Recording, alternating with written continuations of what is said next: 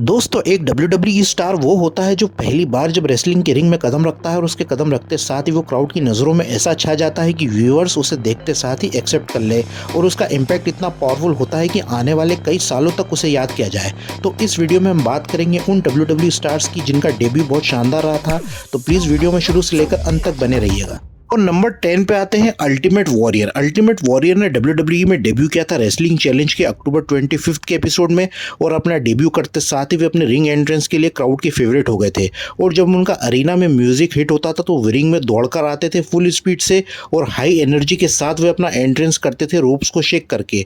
और इतना एड्रेनलिन उनके अंदर भरा रहता था कि किसी मुर्दे में भी जान आ जाए। और इस तरीके का पर्सोना क्राउड को बहुत पसंद आ रहा था, खासकर बच्चों को। अल्टीमेट वॉरियर की बॉडी और उनका फेस पेंट काफी अट्रैक्टिव लगता था और वो किसी कॉमिक सुपर हीरो की तरह लगते थे। और अल्टीमेट वॉरियर ने आने वाले सालों में Rick Rude, Hulk Hogan, Randy Savage, Undertaker के साथ मैचेस लड़े थे। और वॉरियर का डेब्यू भी one of the greatest all time debuts में से एक है WWE में। और नंबर 7 पर आता है WCW नाइट्रो। जब अपनी रेटिंग्स में रॉ से आगे चल रहा था और NW टॉप पर था, तब एक और मेगा स्टार ने WCW में कदम रखा था। सितंबर 12, 1997 के नाइट्रो के एपिसोड में एक शख्स ने डेब्यू किया था और वो शख्स फुटबॉल से रेसलिंग में आया था। WCW की पावर प्लांट में 2-3 महीने तक ट्रेनिंग करने के बाद उसे मेन नाइट्रो के एपिसोड में लाया गया था। मैं बात कर रहा हूँ हुज नेक्स्ट बिल गोल्डबर्ग की, जिसने अपने डेब्यू मैच में ह्यूग मॉरिस को स्क्वैश किया था। और ऐसे ही उन्होंने अपनी एक अनडिफिटेड स्ट्रीक को बिल्ड किया था। और अपने super intense nature, speed, strength और अनप्रिडिक्टेबल पावर से गोल्डबर्ग सुपर फैन फेवरेट हो गए थे। और उन्होंने स्क्वैश मैचेस को बिल्ड किया और एक्साइटिंग मैचेस दिए थे। और 90 सेकंड्स के मैचेस में वे क्राउड को एंटरटेन करते थे। क्राउड से भी गोल्डबर्ग को ट्रिमेंडस रिएक्शन मिलता था, लेकिन जैसे टाइम पास होता गया गोल्डबर्ग को भी क्रिटिसाइज किया गया उनकी रेसलिंग स्किल्स के लिए। लेकिन मेरे पॉइंट ऑफ व्यू से गोल्डबर्ग का डेब्यू भी one of the all time greatest wrestling debuts में से एक है। नंबर 6 पर आती हैं इस पर्सनालिटी को दुनिया का 9th wonder of the world कहा जाता है और ये ओवर द ईयर्स रेसलिंग के सबसे कंट्रोवर्शियल और greatest faction D generation X का पार्ट रही हैं। मैं बात कर रहा हूँ WWE की पहली इंटरकॉन्टिनेंटल वुमेंस चैंपियन चाइना की। चाइना ने अपना डेब्यू किया था February 16 in your house final 4 paper-view में, जहाँ ट्रिपल एच और गोल्डस का मैच था। और उसी मैच में क्राउड में से निकलकर चाइना ने मार्लिना पर अटैक किया था। और उसके अगले मंडे में भी वे ट्रिपल एच और गोल्डस के मैच में चाइना इंटरफेयर करती हैं और मार्लिना पर अटैक करती हैं। और इसके बाद से वे ट्रिपल एच के साथ दिखने लगी थी।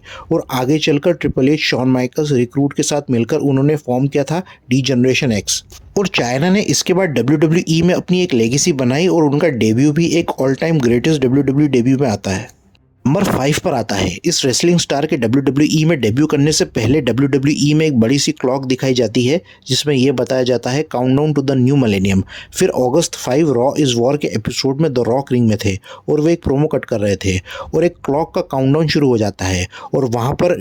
और यहाँ पर जेरिको का म्यूजिक हिट होता है और एंट्री होती है क्रिस जेरिको की WWE में और वे अपने आप को कहते हैं रॉ इज जेरिको। और इसके बाद से जेरिको मिड कार्ड फ्यूड में रहे थे और उन्होंने अपने आप को WWE के ग्रेटेस्ट मिड कार्ड रेसलर्स की कैटेगरी में रखा है।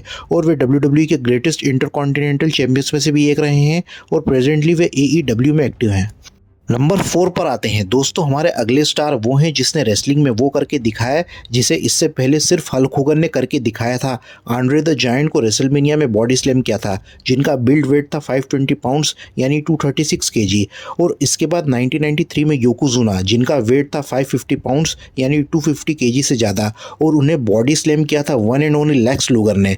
लेक्स लूगर ने अपना डेब्यू किया था रॉयल रंबल 1993 में, जहाँ हर मैच के बाद वे मिरर के सामने पोज करते हैं और उनकी बॉडी और उनकी फिजिक नेक्स्ट टू परफेक्शन थी। और वे अपने मैचेस के दौरान अपने साथ मिरर को रिंग में लेकर आते थे और अपनी बॉडी को उसमें शो करते थे। लूगर को इसके बाद अमेरिकन हीरो की तरह दिखाया गया था और उन्हें WWE ने यहाँ नेक्स्ट हल्क होगन बनाने की कोशिश की थी। लूगर ने WWE को मिड 95 में लीव कर दिया था और वे WCW चले गए थे, जिसके बारे में हम हमारे मंडे नाइट वॉर्स की सीरीज में पूरी बात करेंगे। और नंबर 4 पर आते हैं लेक्स लूगर। नंबर 3 पर आते हैं जिसने बैड गाइज को फैन फेवरेट बनाया था। मिड 90s के बाद से रेसलिंग में ऐसा क्रेज आया था जहां क्राउड एंटी हीरो और विलेंस को पसंद करने और चेयर करने लगा था। मैं बात कर रहा हूं the bad guy razor Ramon की। 1992 के स्टार्ट में रेजर रेमॉन के विजिनेट्स दिखाए जाते हैं, जहां पर स्कॉट हॉल AKA रेजर कहते हैं से hello to the bad guy. Razor का कैरेक्टर इंस्पायर था स्कारफेस मूवी के टॉनी मेंटाना से, जिसे हॉलीवुड एक्टर एल पैकिनो ने निभाया था। और रेजर रेमोन के चलने और बात करने का स्टाइल इतना शानदार था जिसे आज के रेसलर्स भी उनकी नकल करते हैं। रेजर यहाँ क्यूबन एक्सेंट में बात करते हैं जो उनके रेजर रेमोन के कैरेक्टर को और खास बनाता है। रेजर रेमोन 90s के ग्रेटेस्ट डब्ल्यूडब्ल्यू स्टार थे और रेजर का टूथपिक जैकेट और गोल्ड चेन्स पहनने का उनका स्टाइल बहुत यूनिक था। पर 1996 में केविन नैश के साथ उन्होंने WCW को ज्वाइन कर लिया था और उनकी आगे की कहानी को हम मंडे नाइट वॉर्स की सीरीज में डिस्कस करेंगे। नंबर 2 की बात करें तो इस रेसलिंग पर्सनैलिटी ने WWE को जो योगदान दिया है उसे कभी भुलाया नहीं जा सकता। 1996 सर्वाइवर सीरीज में ड्वेन द रॉक जॉनसन ने वर्ल्ड रेसलिंग फेडरेशन में डेब्यू किया था और वे अपनी फैमिली से 3rd जनरेशन स्टार थे और उन्होंने अपना डेब्यू किया था रॉकी माइविया के नाम से और शुरुआती मंथ्स में उन्हें काफ़ी हेविली पुश किया गया था, पर फैंस ने यहाँ उन्हें धीरे धीरे नापसंद करना शुरू कर दिया था।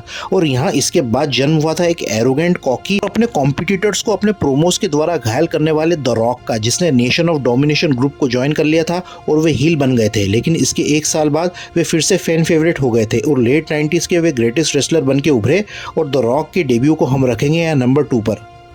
और नंबर 1 पर आता है एक ऐसा सैडिस्टिक इंसान जो नॉर्मल लोगों से छुपकर रहता है बॉयलर रूम में, चूहों से बातें करता है और एक लेदर मास्क को वो पहनता है। उसके आधे बाल उखड़े हुए हैं और उसका एक कान भी नहीं है और वो मेंटली अनस्टेबल है।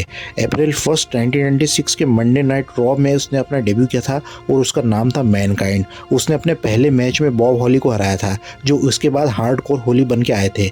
लेकिन उसी रात को मैनकाइंड ने अंडरटेकर के मैच में इंटरफेयर किया था और अंडरटेकर पर खतरनाक अटैक्स वे करने लगता है और अंडरटेकर पहली बार वल्नरेबल दिखे थे और फाइट बैक नहीं कर पाए थे। और मैनकाइंड आने वाले हफ्तों में भी अंडरटेकर पर अटैक्स करता ही रहता है। यहाँ टेकर और मैनकाइंड का फ्यूड भी चला था।